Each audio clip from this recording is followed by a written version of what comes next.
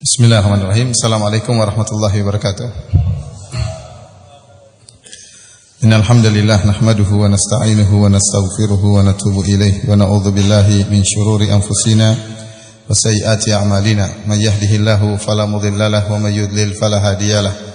Wa asyhadu an la ilaha illallah wahdahu la syarika lah wa asyhadu anna Muhammadan abduhu wa rasuluhu la nabiyya ba'dah. Ya ayyuhalladzina amanu taqullaha haqqa tuqatih ولا تموتن إلا وأنتم مسلمون فإن أصدق الحديث كتاب الله وخير الهدى هدى محمد صلى الله عليه وسلم وشر الأمور محدثاتها وكل محدثة بدعة وكل بدعة ضلالة وكل ضلالة في النار. Para hadirin dan hadirat yang dirahmati oleh Allah Subhanahu wa taala, alhamdulillah pada kesempatan kali ini Allah Subhanahu wa taala kembali mempertemukan kita dalam rangka untuk mempelajari ayat-ayat Allah di rumah Allah, dan kita semoga termasuk dari orang-orang yang disebutkan oleh Nabi sallallahu alaihi wasallam, majtama'a qaumun fi baitin min buyutillah yatluna kitaballah wa yatadarasunahu bainahum illa nazalat alaihimus sakinah wa hafat bihimul malaikah wa ghasyiyat bihimur rahmah wa dzakarahumullahu fi man indah. Tidaklah suatu kaum mereka berkumpul di salah satu rumah Allah kemudian mereka membaca ayat-ayat Allah, mempelajari isinya, kecuali Allah akan turunkan ketenangan dan mereka akan diliputi oleh rahmat Allah, dan mereka akan dikelilingi oleh para malaikat, serta Allah akan banggakan mereka di hadapan para malaikat. Para hadirin Allah Subhanahu wa taala, pada kesempatan kali ini kita akan membahas tentang kisah Nabi Lut alaihi salam. Kenapa saya mengangkat topik mengenai kisah Nabi Lut alaihi salam? Karena kita tahu kaum Nabi Lut diazab oleh Allah Subhanahu wa taala dengan azab yang sangat pedih dan sangat mengerikan, karena mereka melakukan suatu perbuatan yang sangat keji dan menjijikkan, yaitu praktek homoseksual. Dan permasalahan ini perlu kita angkat kembali, ya, mengingat di zaman sekarang ini praktek homoseksual mulai ditrenkan kembali, ya. Zaman jahiliyah diulangi lagi. Kalau seandainya yang menghalalkan praktek homoseksual adalah orang-orang kafir, maka wajarlah memang mereka adalah ikhwanus syayatin, teman-temannya syaitan. Dan sudah banyak negara-negara kafir yang melegalkan pernikahan sejenis. Saya lihat di salah satu kabar, yaitu ada sekitar 17 negara yang sudah menghalalkan pernikahan sejenis, ya. Di antaranya Belanda sejak tahun 1996, kemudian Belgia tahun 2003, Spanyol tahun 2005, Kanada tahun 2005, Afrika Selatan tahun 2006, dan lain-lain sampai sekitar 17 negara, ya. Dan memang orang-orang kafir, di antara azab yang Allah berikan kepada mereka, Allah tidak memberikan kepada mereka kebahagiaan. Kenapa mereka berpaling dari ayat-ayat Allah Subhanahu wa taala? Faman a'rada an dzikri fa inna lahu ma'isyatan dhanka. Barang siapa yang berpaling dari peringatanku, maka baginya ma'isyatan dhanka, kehidupan yang menyempitkan. Sehingga mereka tidak merasakan kebahagiaan bahkan dalam kehidupan rumah tangga.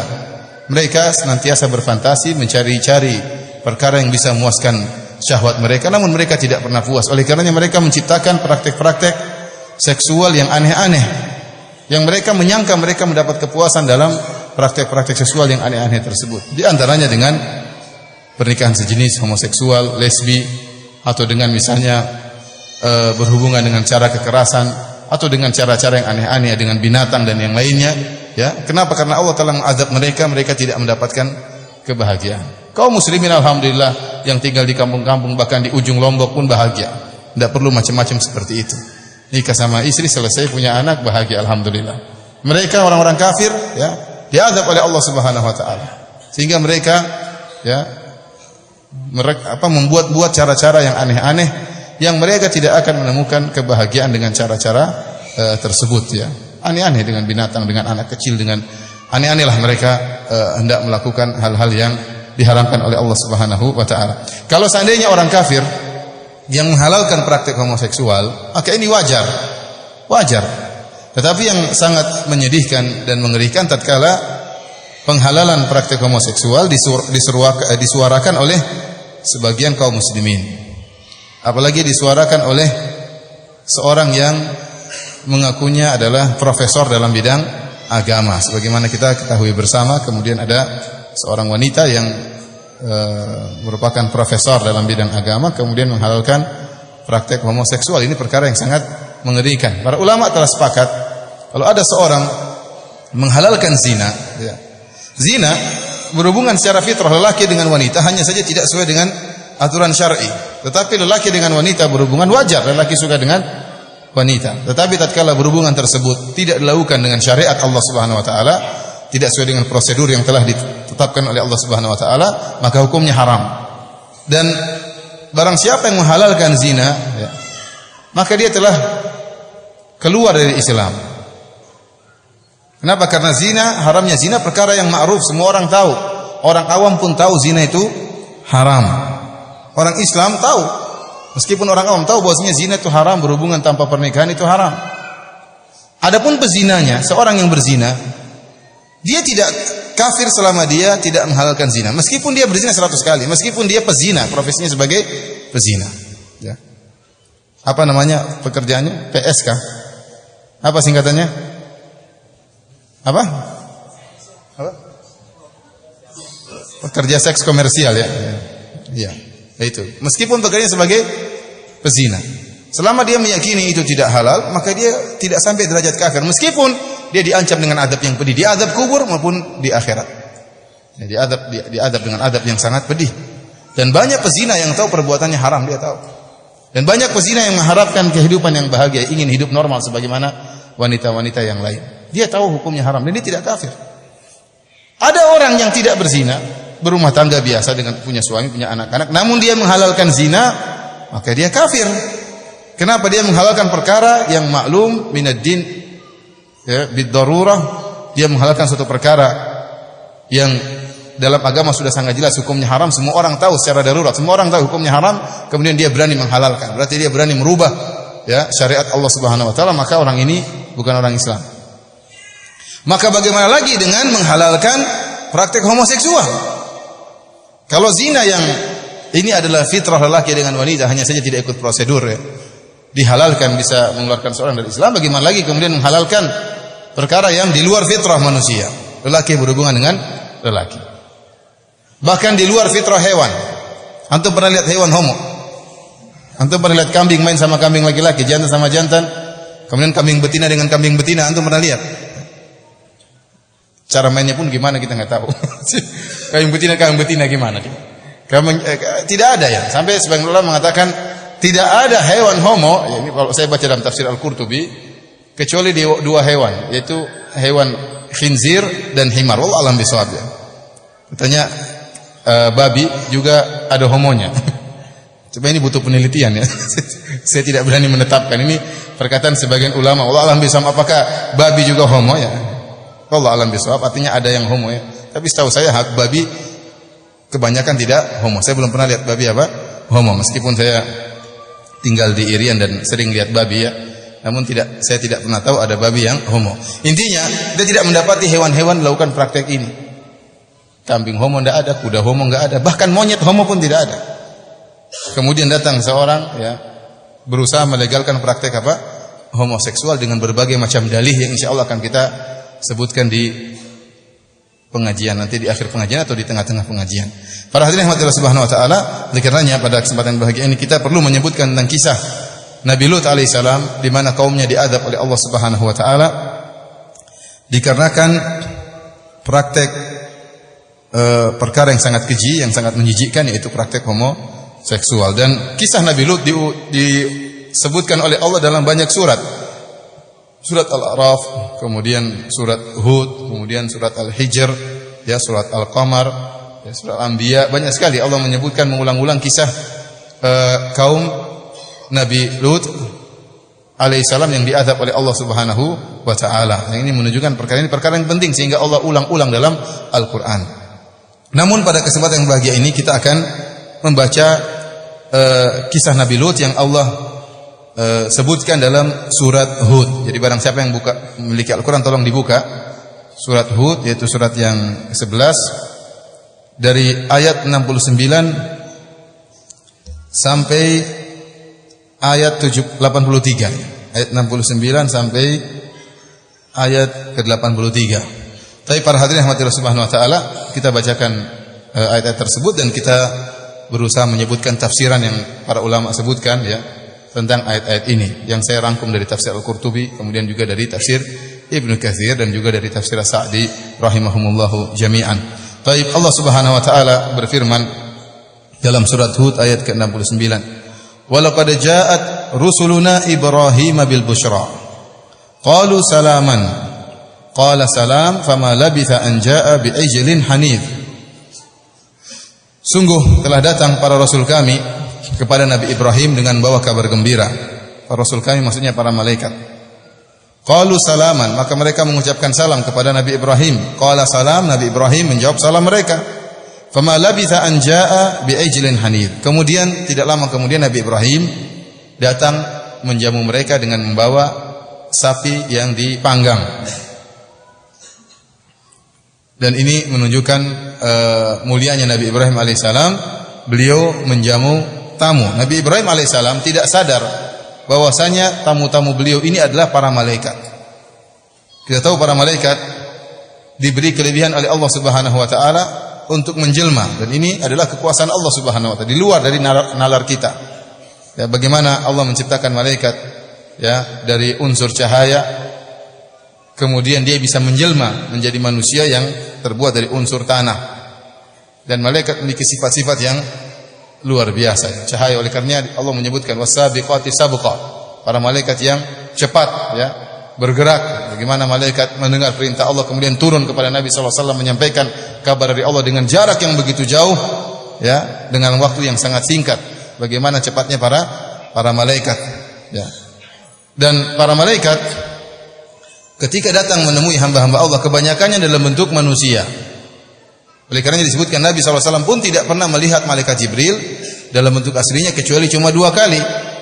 Ya, tatkala malaikat Jibril menampakkan bentuk aslinya yang memiliki 600 sayap, dan jika sayapnya dibuka saddal ufuk akan menutup cakrawala. Artinya langit semua tertutup dengan sayapnya malaikat Jibril. Ini menunjukkan malaikat Jibril adalah makhluk yang sangat besar dan sangat agung. Nah, malaikat Jibril datang kepada Nabi sering menjelma menjadi manusia, di antaranya menjadi Dihya Al-Kalbi radhiyallahu anhu. Di antaranya sebagaimana dalam hadis Jibril yang masyhur, menjadi seorang Arab Badui yang datang tiba-tiba datang kepada Nabi, kemudian berlutut bersimpuh di hadapan Nabi, kemudian mengatakan, "Ya Muhammad, wahai Muhammad, akhbirni anil Islam." Wahai Muhammad, kabarkanlah kepadaku tentang Islam. Akhbirni anil iman, kabarkan kepadaku tentang iman. Wa akhbirni anil ihsan, dan kabarkanlah kepadaku tentang ihsan ya. Oleh karenanya tatkala mereka datang bertemu dengan Nabi Ibrahim alaihissalam, mereka juga menjelma dalam bentuk para lelaki. Dan Nabi Ibrahim tidak sadar bahwa sini para malaikat. Dan Nabi Ibrahim alaihissalam memuliakan tamu. Ini para malaikat, orang-orang ini, tamu-tamu ini tidak dikenal oleh Nabi Ibrahim sebelumnya. Mereka datang langsung dijamu oleh Nabi Ibrahim. Tidak ada kebaikan yang pernah diberikan oleh tamu-tamu ini kepada Nabi Ibrahim. Namun Nabi Ibrahim alaihissalam seorang yang mulia, tidak tanggung-tanggung tatkala datang tamu tersebut, orang-orang asing, dijamu oleh Nabi Ibrahim. Nabi Ibrahim segera faraga ila ahli faja'a bi ijlin samin. Maka segera Nabi Ibrahim pergi ke keluarganya, kemudian menyembelih anak sapi yang gemuk. Dipilih juga untuk menjamu tamu bukan sembarang sapi, tapi sapi yang gemuk. Kemudian dipanggang, kemudian dihidangkan ke para malaikat tersebut. Tapi para hadirin rahmatillah subhanahu wa ta'ala, siapa para malaikat ini? Para malaikat ini adalah malaikat-malaikat yang ditugaskan oleh Allah Subhanahu wa taala untuk mengazab kaum Nabi Lut. Untuk mengazab kaum Nabi Lut karena kerusakan yang mereka lakukan sudah sangat parah. Akan tapi sebelum mereka mengazab kaum Nabi Lut, Allah memerintahkan mereka untuk mampir di Nabi Ibrahim alaihissalam. Dan kita tahu bahwasanya Nabi Ibrahim alaihissalam dan Nabi Lut satu zaman. Bahkan mereka memiliki hubungan kekerabatan. Ibnu Katsir rahimahullah menyebutkan bahwasanya Nabi Lut ya, kalau tidak salah namanya Lut bin Haran bin Azar. Jadi Nabi Lut adalah keponakannya Nabi Ibrahim alaihissalam. Dan tatkala Nabi Ibrahim berdakwah di negerinya di Irak, Tidak ada yang beriman kepada Nabi Ibrahim kecuali Nabi Lut alaihissalam, keponakannya. Dan Nabi Ibrahim diusir oleh kaumnya, diusir oleh ayahnya, diusir oleh kaumnya. Maka pergilah Nabi Ibrahim ke negeri Syam. Termasuk Nabi Lut alaihissalam pergi ke negeri Syam. Kemudian Allah Subhanahu wa taala mengangkat Nabi Lut menjadi seorang nabi, dan diutuslah Nabi Lut ke suatu kaum ya yang di negeri Syam, ya di daerah Urdun kata sebagian ulama, yaitu suatu kampung namanya kampung Sadum atau kampung Sodom. Sehingga perbuatan kaum Nabi Lut homoseksual dikatakan apa? Sodomi. Dinisbahkan kepada nama negeri tersebut. Disebutkan pada negeri tersebut. Yang katanya ya bahwasanya negeri tersebut sekarang sudah dirubah oleh Allah menjadi laut mati. Itulah dahulu tempatnya kaum Nabi Lut. Ada khilaf di kalangan para ulama ya, apakah itu benar tempatnya kaum Nabi Lut ya. Banyak ahli sejarah mengisyaratkan itulah dahulu tempat kaum Nabi Lut. Meskipun tidak ada dalil yang qat'i, tidak ada dalil yang jelas. Ya, Allah hanya mengisyaratkan bahwasanya Allah meninggalkan ayat-ayat bagi orang-orang yang yakhafuna al-'adzab al-alim.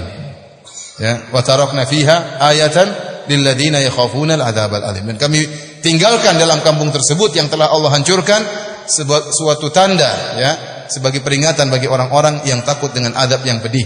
Jadi ini dijadikan dalil oleh sebagian ulama dan sebagian ahli sejarah bahwasanya kampung tersebut masih ada karena menjadi pelajaran bagi orang sesudahnya. Sehingga mereka mengatakan bahwasanya laut mati itulah kaum Nabi Lut dahulu yang dihancurkan oleh Allah kemudian dijadikan laut mati. Wallahu a'lam bishawab tentang kebenaran akan hal ini. Intinya Nabi Lut kemudian disuruh berdakwah kepada kaum Sodom ya, dan mereka terjerumus dalam kesyirikan. Mereka terjerumus dalam berbagai macam kemaksiatan, di antaranya kesyirikan, di antaranya ya atatuna rijal, melakukan praktik homoseksual, wa taqta'una sabil. Kata Allah Subhanahu wa taala mereka merampok ya. Kata Allah Subhanahu wa taala juga wa ta'tuna fi nadikumul munkar ya, dan kalian melakukan perbuatan-perbuatan kemungkaran di tempat-tempat perkumpulan kalian. Jadi ada beberapa maksiat yang mereka lakukan ya.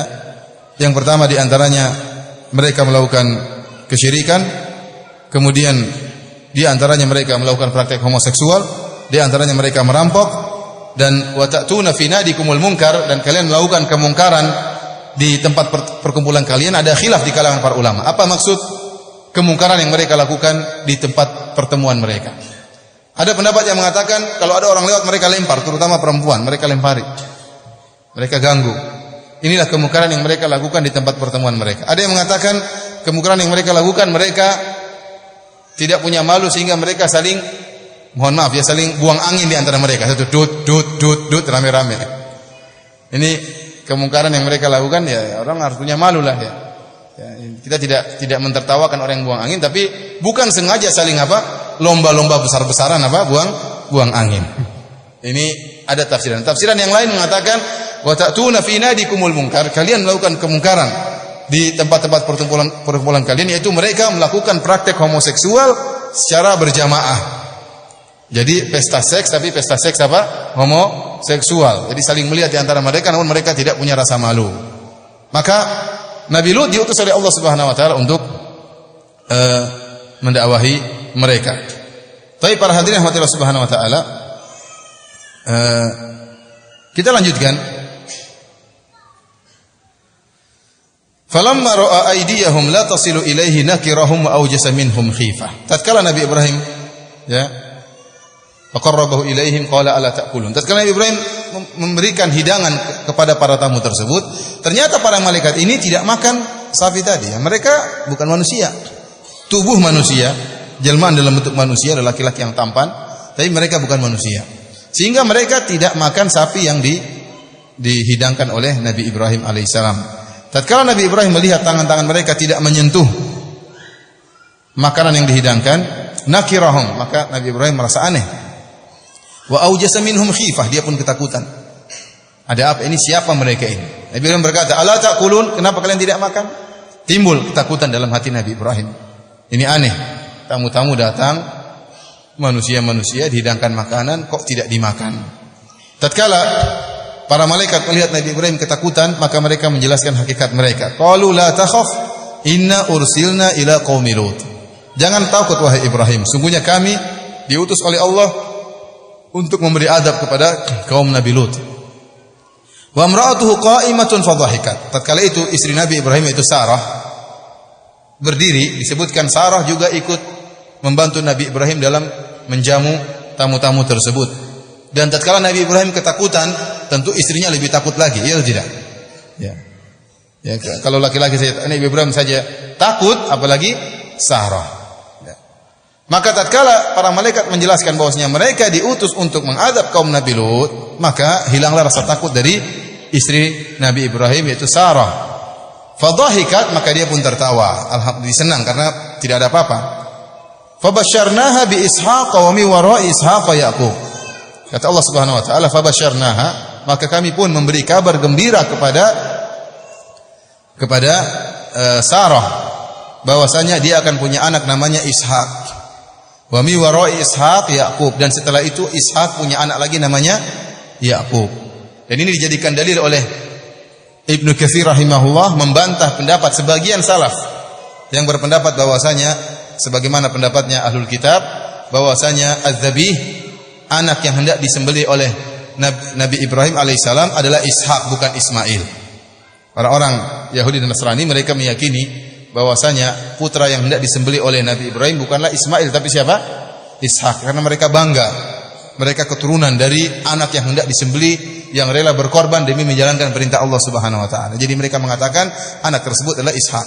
Dan ini juga pendapat sebagian salaf.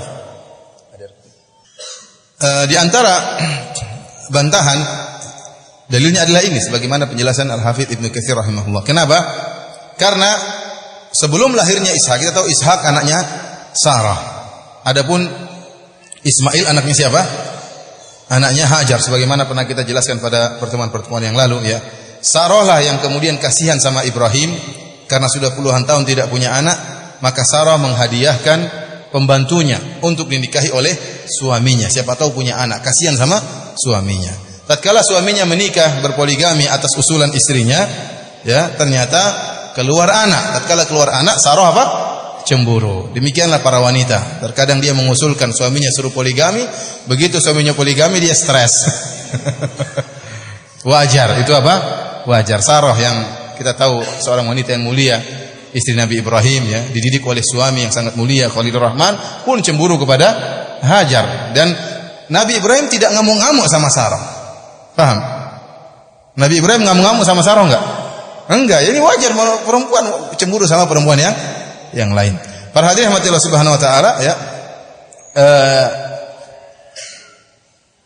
Di antara dalil yang menunjukkan bahwasanya az-zabih yang disembelih, yang mau disembelih adalah Ismail adalah ayat ini, karena sebelum lahirnya Ishak, setelah lahirnya Ismail, sebelum lahirnya Ishak, para malaikat datang dan Allah mengatakan fabasyarnaha bi Ishaq wa mi wara Ishaq Yaqub.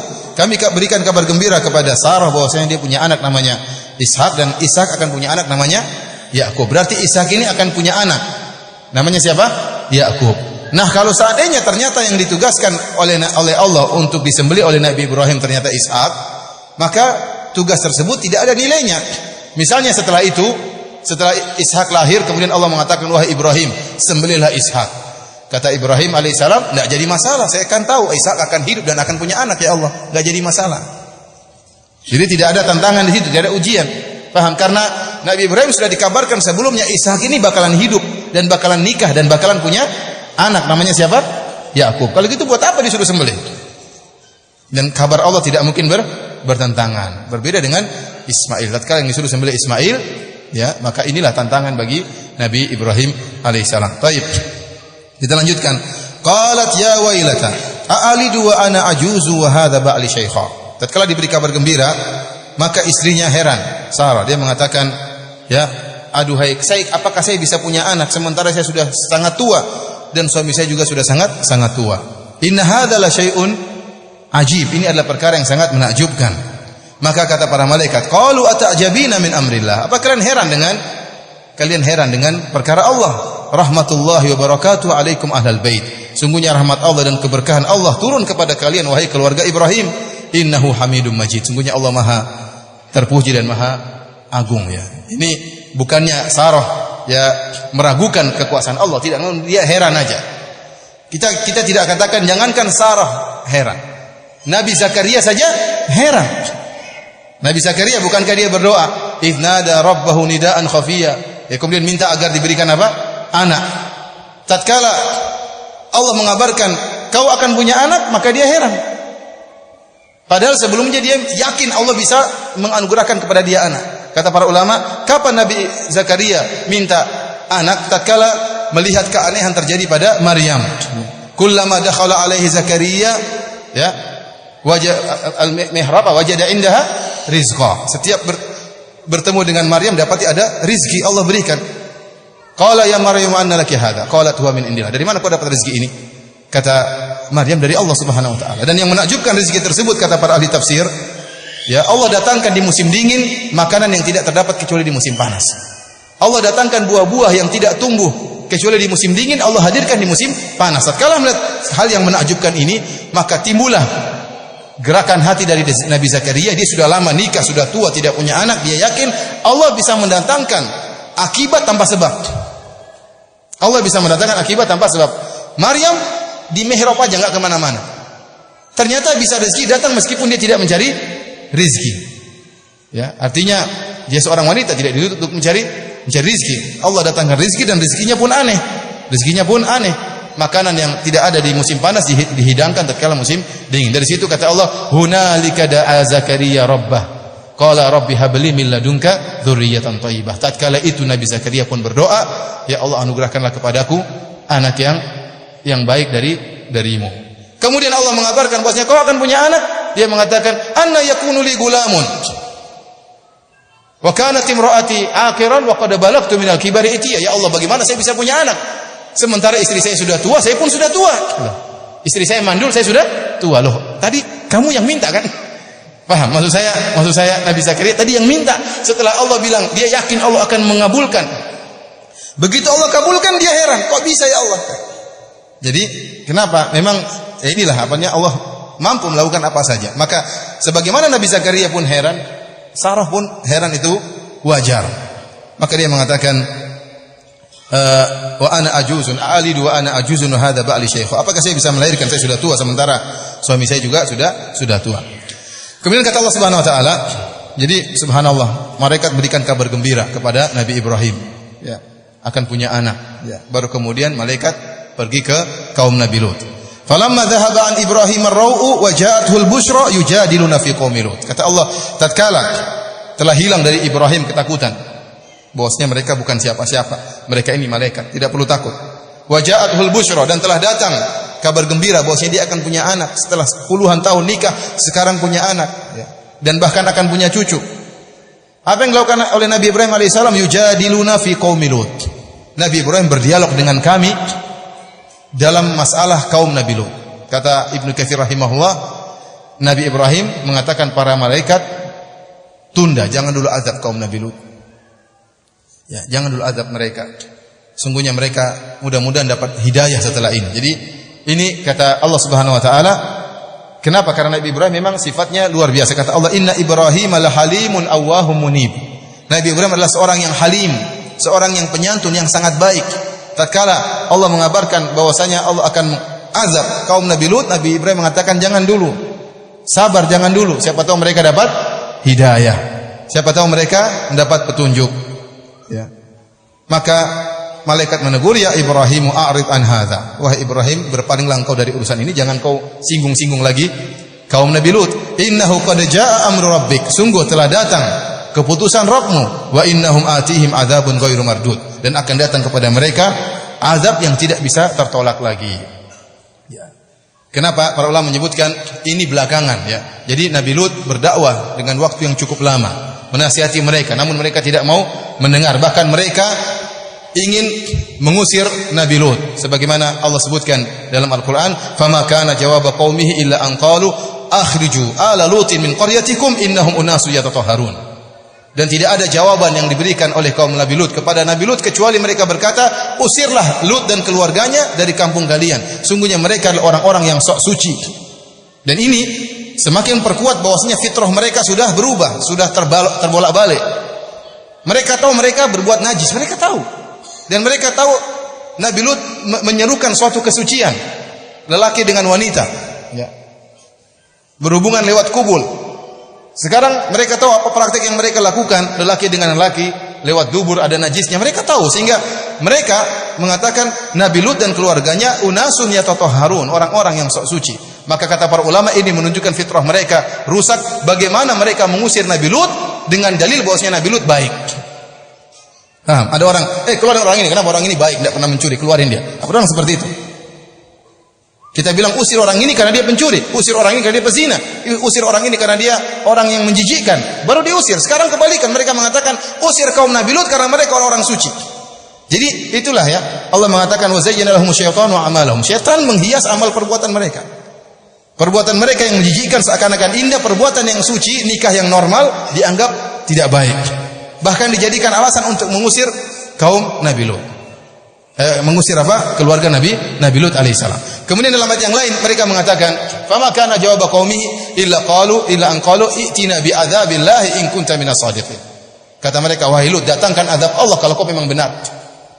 Jadi mereka nantang, sudah mau mengusir Nabi Lut, mereka juga nantang, "Datangkan azab Allah jika kau benar-benar utusan Allah Subhanahu wa taala." Tatkala itu, maka Nabi Lut alaihissalam berdoa kepada Allah, qala rabbin surni alal qaumil mufsidin. Ya Allah, tolonglah aku atas orang-orang yang melakukan kerusakan. Jadi mereka ini praktisi homoseksual disifati oleh Allah dengan sifat-sifat yang buruk. Di antaranya dikatakan al-mufsidin, orang-orang pembuat kerusakan. Dikatakan juga oleh Allah Subhanahu wa taala al-mujrimin, orang-orang pelaku dosa. Dikatakan juga oleh Allah Subhanahu wa taala al-musrifin, orang-orang yang berlebihan.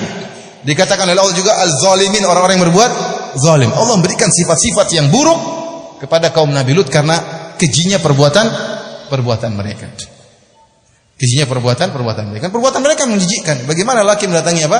Lelaki. Oleh karenanya Ibnu Katsir menyebutkan suatu riwayat dari Al-Walid bin Abdul Malik. Al-Walid bin Abdul Malik, ya, dia berkata, "Laula anna Allah azza wa jalla qassa alaina khabara qaumi Lutin ma dhanantu anna dzakaran ya'lu dzakaran." Kata Al-Walid bin Abdul Malik rahimahumullah, kalau seandainya Allah tidak mengkisahkan kisah kaum Nabi Lut, maka tidak terbetik dalam hati kami tidak akan menyangka ada lelaki berhubungan dengan lelaki. Tetapi Allah sebutkan, berarti ada. Berarti pernah terjadi. Oleh karenanya praktik homoseksual pertama kali terjadi adalah di kaum Nabi Lut. Allah mengatakan, "Wa Lutan idz qala liqaumihi atatuna al-fahishata ma sabaqakum biha min ahadin minal alamin." Dan Lut tatkala berkata kepada kaumnya, "Apakah kalian melakukan perbuatan keji al-fahisha, sejenis dengan zina? Ma sabaqakum biha min ahadin minal alamin." Allah tidak mengatakan ma sabaqakum biha ahadun, tapi Allah mengatakan min ahadin, dan ini menunjukkan penekanan. Tidak seorang pun sebelum kalian pernah melakukan hal ini, tidak ada. Jadi yang pertama kali melakukan praktik homoseksual adalah kaum Nabi Lut. Ya, ini perkara yang sangat aneh, laki-laki dengan apa? Laki-laki. Terus kemudian dikatakan halal. Seandainya perbuatan ini halal, maka akan ada fikih baru, ya. Fikih nikah lelaki dengan lelaki. Nazarnya gimana? Nazar laki-laki. Mungkin jenggotnya disingkap gini. Laki-laki nazar laki-laki, apa ini nazar? Ya, subhanallah. Atau otaknya taruh di mana mereka? Mahramnya siapa? Walinya siapa? Gimana? Terus bagaimana nanti hukum poligami laki dengan laki? Repot, berkelahi terus, ya. Saya boleh dengan nikah dengan laki 4 orang. Ya, gimana laki 4 orang kemudian kacau, ya. Oleh karenanya saya katakan ini perbuatan yang sangat aneh, kok bisa dihalalkan? Tapi para hadirin rahmatillah subhanahu wa taala. Jadi para malaikat mengatakan innahum atihim adzabun ghairu mardud. Sungguh mereka akan didatangi oleh adab yang tidak mungkin tertolak lagi. Wahai Ibrahim, ini sudah keputusan Allah, tidak bisa diganggu gugat bahwasanya mereka akan diadab. Akhirnya setelah melewati Nabi Ibrahim, berangkatlah para malaikat tersebut menuju ke Nabi Lut. Disebutkan oleh Ibnu Katsir rahimahullah atau oleh Al-Qurtubi, ya, jarak antara negeri atau rumahnya Nabi Lut dengan rumahnya Nabi Ibrahim sekitar 4 farasikh, itu sekitar 20-an kilo, ya. Jadi enggak terlalu jauh, atau 30 kilo sekitar gitulah. Maka berangkatlah para malaikat menuju ke Nabi Lut. Apa kata Allah Subhanahu wa taala? "Walamma ja'at rusuluna Lutan si'a bihim." wa dhaqa bihim dzar'a wa qala hadza yaumun 'asib. Tatkala datang para rasul kami, para malaikat kepada Nabi Lut, maka si'a bihim wa dhaqa bihim dzar'a, maka Nabi Lut merasa berat dan sulit, ya. Wa qala hadza yaumun 'asib, Nabi Lut berkata ini perkara yang berat. Sesak dada Nabi Lut. Kenapa? Nabi Lut tidak tahu ini malaikat, sama seperti Nabi Ibrahim, sama-sama tidak tahu. Dan Nabi Ibrahim juga tidak mengabarkan kepada Nabi Lut, ya. Waktu itu belum ada WhatsApp, belum ada SMS, ya. Entar datang, entar lagi malaikat datang, tidak tahu. Maka sebagaimana Nabi Ibrahim pamannya tidak tahu itu para malaikat, itu adalah para malaikat, Nabi Lut pun tidak tahu bahwasanya itu para malaikat. Sehingga waktu para malaikat tersebut datang dalam bentuk manusia yang tampan, Nabi Lut ketakutan. Kenapa? Bahaya ini, orang-orang ini tampan-tampan datang ke sini. Sementara kampungnya seluruhnya apa? Homoseksual. Dan disebut oleh para ahli tafsir seluruhnya homoseksual. Tidak ada yang tidak homoseksual, seluruhnya. Makanya Allah mengatakan fa akhrajna man kana fiha minal muslimin fama wajadna fiha minal mu'minin fama wajadna fiha ghairu baiti minal muslimin. Tidak kami dapati dalam kampung tersebut kecuali satu rumah yang Islam. Seluruhnya semua apa? Praktisi homoseksual. Nah, sekarang datang orang-orang tampan, subhanallah. Jadi Allah ingin mengazab mereka dengan mendatangkan malaikat-malaikat yang menjelma sebagai laki-laki yang tampan. Dan para ulama menyebutkan mereka sangat tampan mereka tidak wajar. Jadi para malaikat yang datang ini tampannya tidak wajar, ya. Antum tahu kisah Nabi Yusuf alaihissalam waktu para wanita melihat Nabi Yusuf kemudian mereka potong-potong tangan-tangan mereka mengatakan ma hadza basyara in hadza illa malakun karim. Ini bukan manusia, ini malaikat.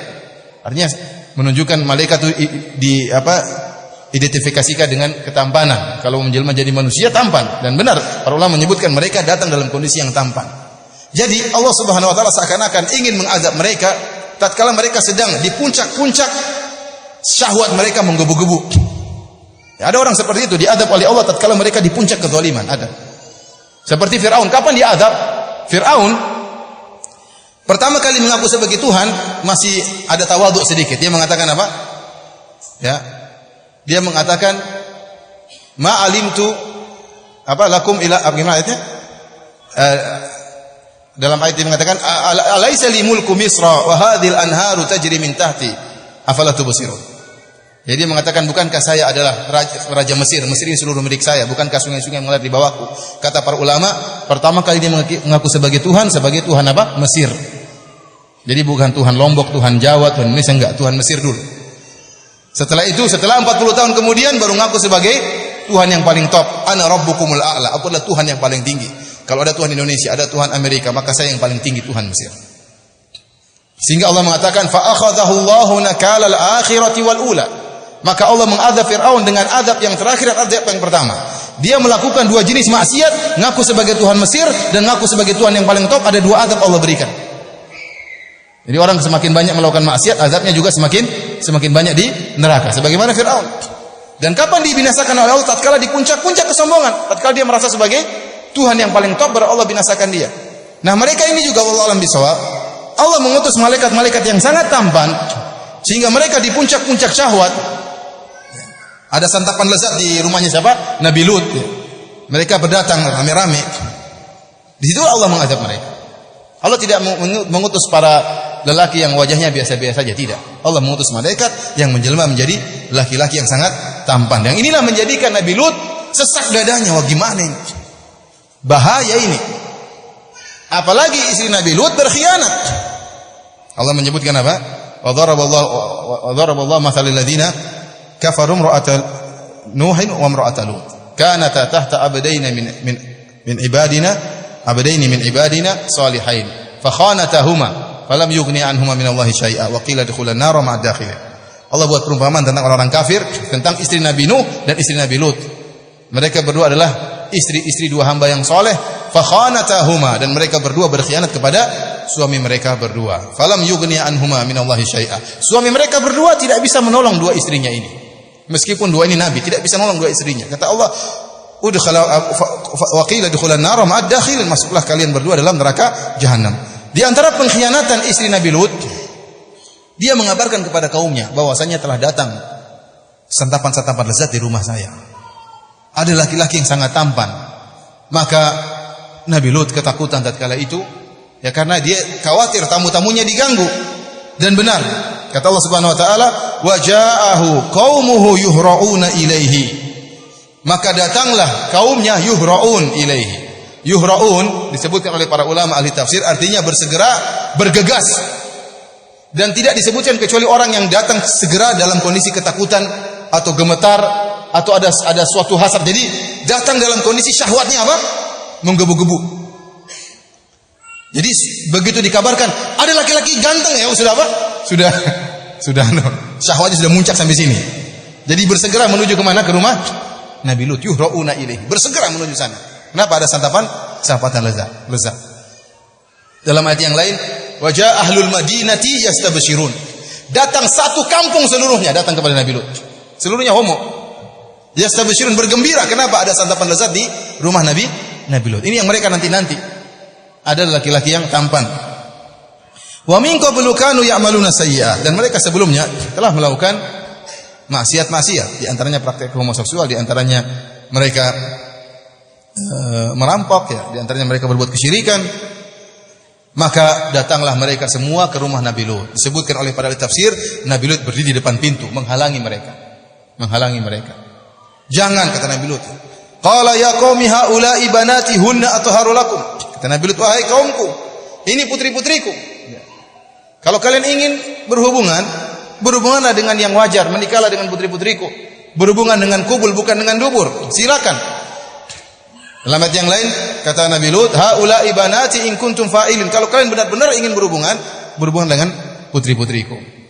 Ada yang mengatakan maksudnya putri-putriku di sini adalah para wanita yang wajar, karena seluruh seorang nabi seperti seorang ayah. Jadi maksudnya banati artinya para wanita yang ada di kampung tersebut. Jangan dengan para lelaki. Mereka enggak mau. Kata Nabi Lut, fattaqullaha wa la tukhzuni fi dhaifi. Takutlah kalian kepada Allah. Jangan kalian permalukan aku, menghinakan aku di depan tamu-tamuku. Jadi dalil kedua Nabi Lut, kalau kalian memang ya tidak mau mendengarku, tidak mau menikah dengan para wanita, hormatilah aku, ini tamu-tamuku, jangan ganggu. Jangan kalian permalukan aku.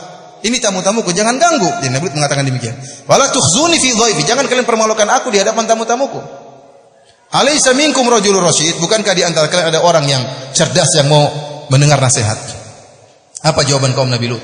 Mereka sudah mabuk kepayang, sudah lihat laki-laki tampan. Ya.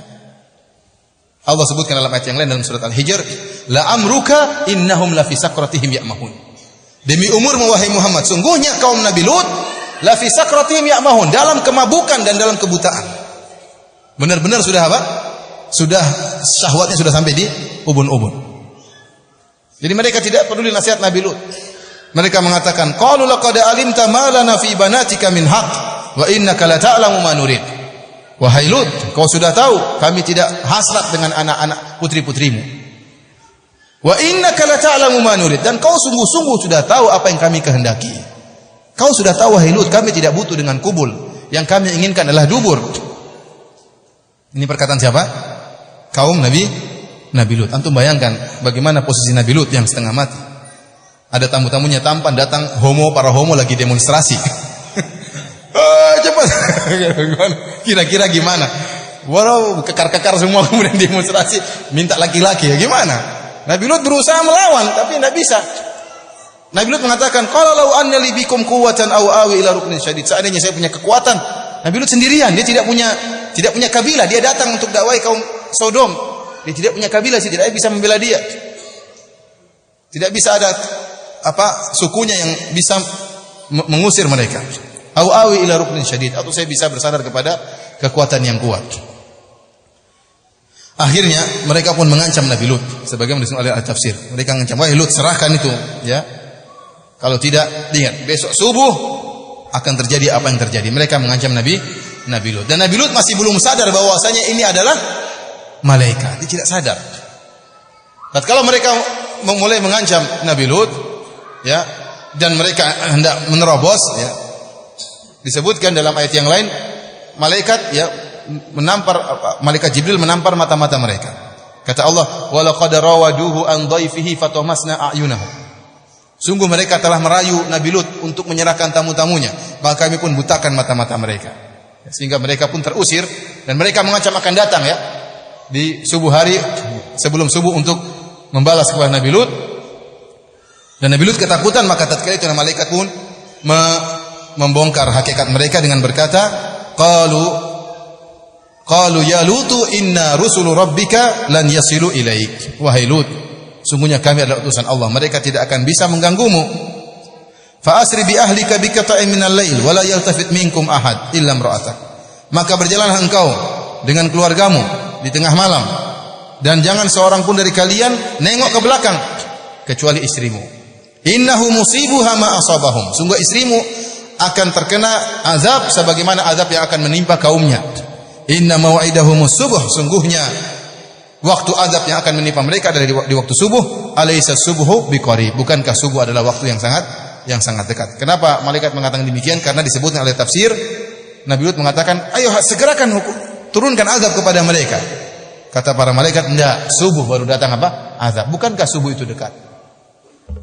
Tapi para hadirin Allah Subhanahu wa taala, kata Allah Subhanahu wa taala, ya, keluarlah kalian dan jangan sekali-sekali nengok ke belakang kecuali istrimu. Ada khilaf di kalangan para ahli tafsir. Apakah istri Nabi Lut ikut keluar bersama Nabi Lut atau dia kanat minal ghabirin, tertinggal di rumah, tidak ikut keluar? Ada pendapat yang mengatakan tatkala Nabi Lut keluar bersama dua putrinya, istrinya tertinggal di rumah dan akan tertimpa azab sebagaimana menimpa kaumnya. Ada yang mengatakan tidak, Nabi Lut keluar bersama istrinya, anak-anaknya keluar semua menyelamatkan diri. Namun tatkala turun azab, ada suara yang menggelegar, suara yang begitu keras. Istrinya nengok ke belakang. Kenapa? Dia kasihan sama kaumnya. Dia mengatakan, wah kaumah, ya apa? Dia mengatakan, wahai kaumku, ya. Dia berteriak, kaumnya apa? Kena azab, maka dia pun balik, maka dia pun kena azab. Kenapa? Dia kasihan sama kaumnya yang diazab oleh Allah Subhanahu wa taala. Ya, terkadang pelaku maksiat kasihan sama pelaku maksiat yang lain, maka dia pun terkena azab oleh Allah Subhanahu wa taala. Tapi para hadirin hadirat yang dirahmati Allah Subhanahu wa taala, kita lanjutkan. Allah Subhanahu wa taala berfirman setelah itu pada ayat yang ke-82, "Falamma jaa amruna ja'alna 'aliyaha safilaha wa amtarna 'alaiha hijaratan min sijilin mandud." Allah Subhanahu wa taala tatkala telah datang keputusan kami, yaitu azab Allah Subhanahu wa taala, ja'alna 'aliyaha safilaha, maka kami angkat, ya. Kami jadikan yang bawah menjadi atas, yang atas menjadi bawah. Jadi disebutkan malaikat Jibril, sebagian tafsir menyebut malaikat Jibril dengan sayapnya memotong negeri kaum Lut. Kemudian diangkat ke langit sampai di atas, kemudian dijatuhkan ke bawah. Tatkala dijatuhkan ke bawah, jadi ada suara rajfah, ada suara halilintar yang begitu kuat, suara guntur yang begitu kuat. Kemudian mereka diangkat, kemudian mereka dijatuhkan, kemudian dihujani dengan hujan batu yang min sijilin mandud, yaitu batu yang keras dan batu yang panas serta batu yang bertubi-tubi datang kemudian menyerang mereka.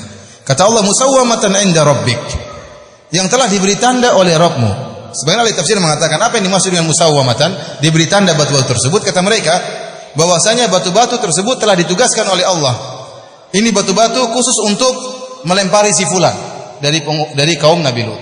Batu-batu ini untuk melempari si fulan. Batu-batu ini untuk istrinya Nabi Lut. Batu-batu ini pokoknya semuanya sudah dinamain. Oleh karenanya kata para ulama, sebagian kaum Nabi Lut ada yang tidak hadir waktu kejadian di kampungnya.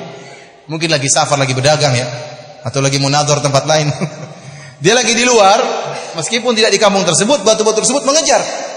Kenapa? Sudah diberi tanda oleh Allah batu-batu ini untuk si fulan dari kaum Nabi Lut, meskipun tidak hadir di kampung tersebut. Kemudian kata Allah Subhanahu wa taala, "Wa ma hiya minadh dhalimin biba'id." Dan azab seperti ini tidaklah jauh dari orang-orang yang melakukan kezaliman, yaitu melakukan perbuatan homoseksual. Ini ayat dijadikan dalil oleh Imam Malik bahwasanya kalau begitu Allah mengatakan azab seperti ini tidaklah jauh dari orang yang melakukan praktik homoseksual, berarti orang yang melakukan praktik homoseksual diazab dengan cara seperti ini. Karenanya pendapat Imam Malik bahwasanya kalau mengazab orang yang ketahuan melakukan praktik homoseksual, maka diangkat ke gunung, kemudian dilemparkan di atas gunung sambil dilempari dengan apa? Kerikil-kerikil. Sebagaimana kaum Nabi Lut diazab oleh Allah Subhanahu wa taala. Para hadirin Allah Subhanahu wa taala, oleh karenanya ada khilaf di kalangan para ulama tentang bagaimana menghukum orang yang ketahuan melakukan praktek homoseksual. Ya, ada yang mengatakan dibedakan antara yang sudah menikah dengan yang belum menikah. Ada yang menyamakan dengan hukum zina. Ya, kalau sudah menikah maka dirajam sampai mati, kalau belum maka dicambuk dan diasingkan.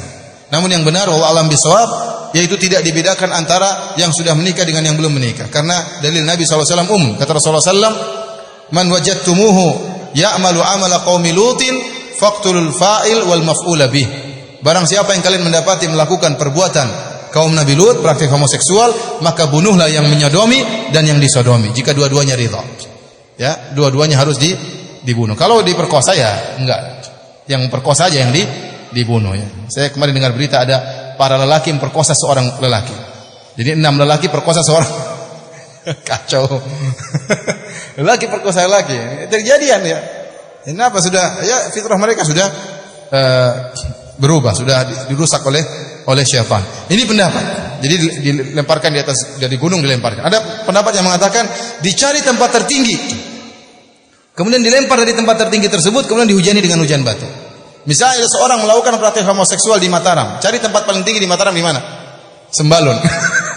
Yang paling tinggi di mana di Mataram? Di gedung apa? Iya, di Gunung Renjani. Kalau di gedung apa paling tinggi sini? Kalau Jakarta Tugu Monas. Lempar dari Tugu Monas. Ini pendapat. Bahkan diriwayatkan dari sebagian sahabat dan tabi'in dibakar orang yang melakukan praktek homoseksual. Intinya Allah alam bisawab, pendapat yang kuat bahwasanya orang seperti ini hukumannya dibunuh karena dia lebih keji daripada zina. Dia lebih keji daripada zina. Tapi para hadirin rahmatillah subhanahu wa taala, inilah yang bisa kita sampaikan tentang kisah kaum Nabi Lut yang menyedihkan. Sekarang praktek homoseksual mulai didengung-dengungkan kembali. Bahkan seakan-akan menjadi tren di kalangan anak muda. Jadi kalau orang homoseksual biasa aja, biasa ini apa ini lagi ngetren di Amerika, lagi ngetren di sana, lagi ngetren di mana lagi ngetren. Enggak apa-apa ini, bukan perkara yang menjijikkan. Maka tugas kita sebagai orang tua, ya, kita harus jelaskan kepada anak-anak kita, pada masyarakat juga bahwasanya ini perbuatan menjijikkan. Ini penyakit kelainan yang berbahaya yang mendatangkan azab Allah Subhanahu wa taala. Yang mendatangkan azab Allah Subhanahu wa taala, ya. Adapun orang-orang yang menghalalkan praktek homoseksual, maka mereka berdalil dengan dalil-dalil yang aneh-aneh, yang tidak masuk akal. Sebenarnya bukan dalil ya, tapi ya begitulah, mereka tidak punya argumen sama sekali. Di antaranya sebagian mereka mengatakan, ini orang Indonesia, saya berbicara orang Indonesia.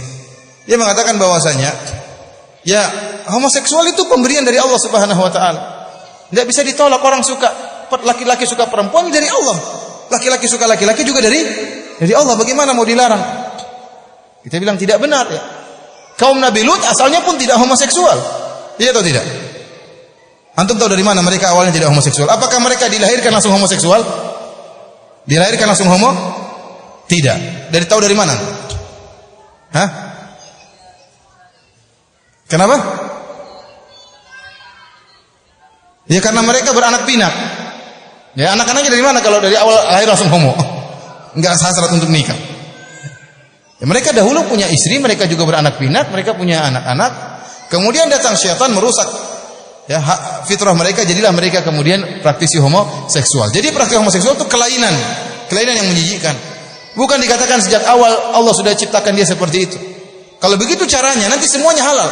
Tapi kalau ada orang suka sama kambing misalnya, dia bilang, kan dari Allah saya suka sama kambing. Ya udah kambing. Dari mana ya? Ada orang suka sama hewan, kelainan. Tapi apakah dikatakan itu juga dari Allah Subhanahu wa taala? Ada orang suka perkosa anak kecil, terus mau diapain? Mau bilang, saya sukanya sama anak kecil. Saya sukanya memperkosa anak kecil sambil saya pukulin. Terus dikatakan Allah buat saya seperti ini. Itu kelainan kamu. Sebagaimana ini kelainan, homoseksual juga apa? Kelainan. Kalau ceritanya setiap orang yang suka kemudian tidak boleh dilarang, ya nanti aneh-aneh seperti itu. Oleh karena saya katakan ini dalil yang aneh, namun diucapkan oleh sebagian dosen di salah satu universitas terkenal di Jakarta. Aneh seperti itu. Ada lagi dalil yang disebutkan oleh sebagian mereka orang liberal yang disebarkan di Twitter. Kata mereka, kalau memang homoseksual diharamkan oleh Allah Subhanahu wa taala, kenapa Allah tidak turunkan azab? Ya akhi, azab tidak mesti di dunia. Bahkan kebanyakan azab di mana? Di akhirat. Kalau ini dalilnya bahwasanya setiap maksiat harus turunkan azab, maka banyak sekali maksiat yang halal. Banyak pezina-pezina yang tidak diturunkan azab. Berarti apakah zina itu halal? Banyak koruptor-koruptor yang tidak diturunkan azab. Apakah korupsi itu halal? Banyak para pembunuh, banyak para perampok yang merampok-perampok, tidak diturunkan azab kepada mereka. Apakah itu halal? Kamu yang ngomong gitu, coba sini, kalau saya potong kepalamu, kemudian tidak turun azab kepada saya, berarti kepalamu halal untuk dipotong. Ya, dari mana seperti ini? Dalil seperti ini, dalil aneh. Mereka ucapkan seperti ini. Jadi mereka kalau seandainya setiap orang maksiat turun azab, semua orang beriman, tidak ada ujian dari Allah Subhanahu wa taala. Paham? Kalau setiap orang melakukan maksiat turun azab. Siapa yang berani maksiat? Semua beriman. Pengajian full sampai sana. Semua beriman. Ini di antara dalil. Ya.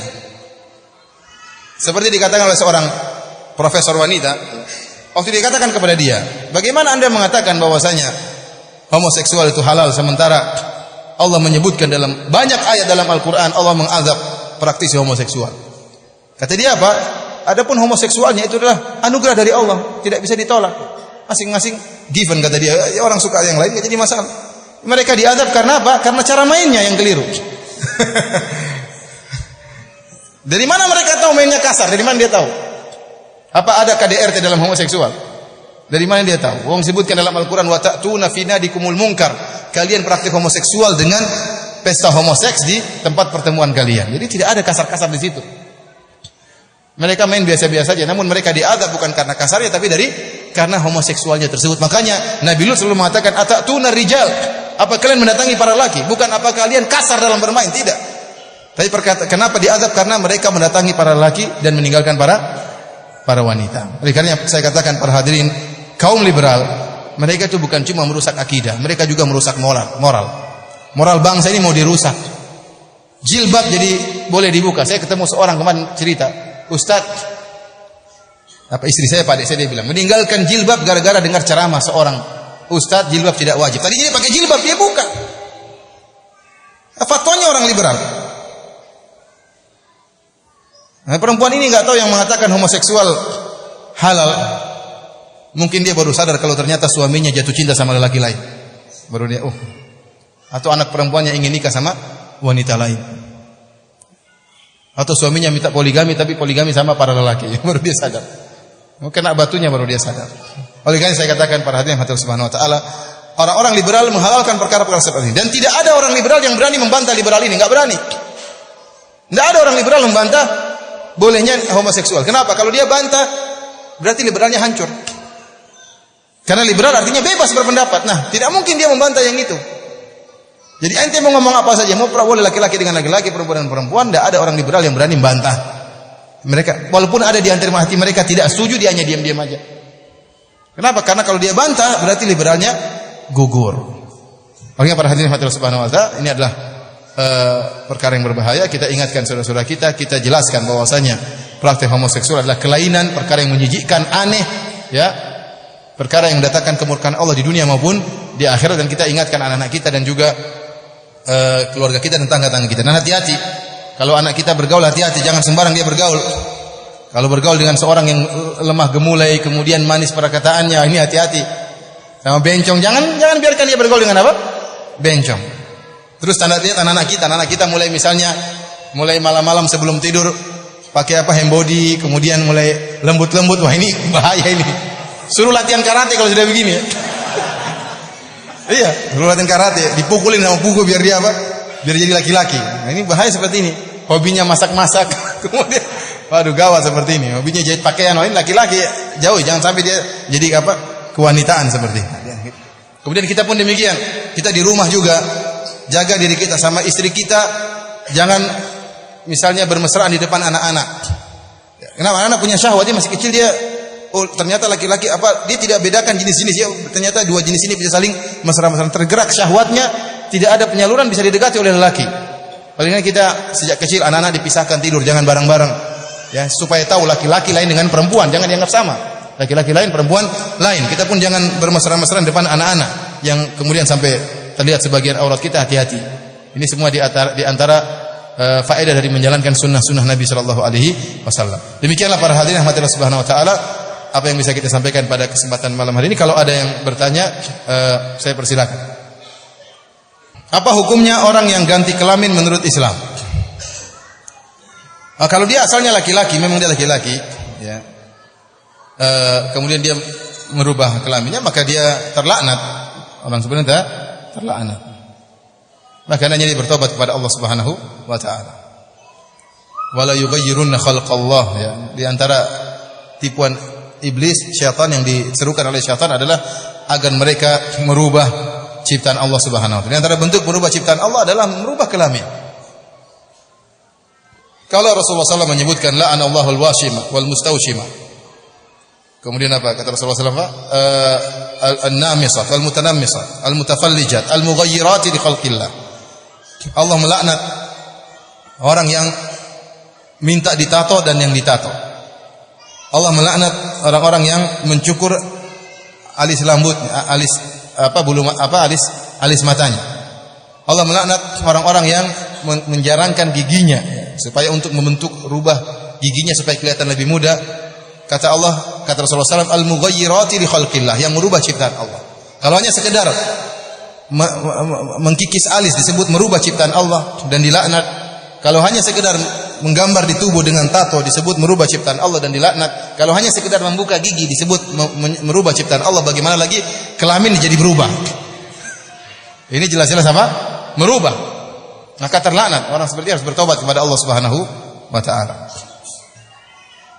Ada lagi yang bertanya?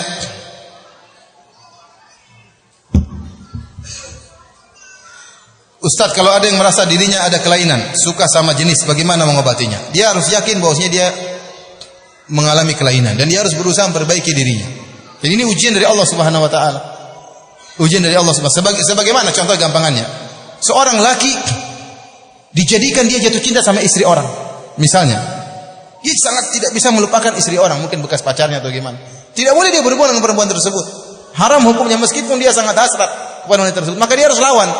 Dia harus lawan sampai dia meninggal dunia. Tidak boleh terjerumus dalam zina meskipun dia suka istri orang tersebut. Dan tidak halal bagi dia. Istri itu punya suami. Maka demikian juga laki yang kemudian fitrahnya berubah, entah mungkin pernah disodomi, entah mungkin melihat film-film yang membuat dia bergairah sama lelaki, pasti aslinya dia tidak demikian. Ada perkara-perkara yang menyebabkan fitrahnya berubah. Maka dia harus lawan. Di antaranya, ya, dia menikah dan dia melawan syahwatnya, menikah dan dia tumpahkan syahwatnya pada istrinya. Enak tidak enak harus dia kerjain. Dan dia latih, sebagaimana dia bisa jadi homo karena terlatih, ya atau tidak? Orang kadang-kadang disodomi dia tidak suka, lama-lama dia jadi suka. Maka dia latih diri dia untuk menyukai apa? Wanita. Dia harus lawan hal ini. Karena ini adalah ujian dari Allah Subhanahu wa taala, dan banyak beristighfar kepada Allah Subhanahu wa taala. Pun dia pasrah dengan syahwatnya, ya, maka tidak boleh. Hukumnya haram. Kemudian tadi mungkin latihan karate, latihan tinju mungkin untuk merubah apa? Menonjolkan kejantanannya. Ada lagi yang bertanya? Ada lagi yang lain? Ada yang, kalau tidak ada sampai sini saja ya. Sampai sini kajian kita, insyaallah besok di mana besok? Lombok Timur ya. Besok subuh ada di Al Hidayah, dan insyaallah besok di Lombok Timur saya ingin menyampaikan risalah Ibnu Taimiyah yang tentang 20 sebab kenapa kita harus memaafkan. Risalah yang sangat indah yang saya rasa setiap kita berusaha untuk membaca tulisan Ibnu Taimiyah tersebut. Insyaallah kita sampaikan besok di Lombok Timur. Wallahu a'lam bishawab. Subhanakallah bihamdik asyhadu an la ilaha illa anta astaghfiruka wa atubu ilaik. Assalamualaikum warahmatullahi wabarakatuh.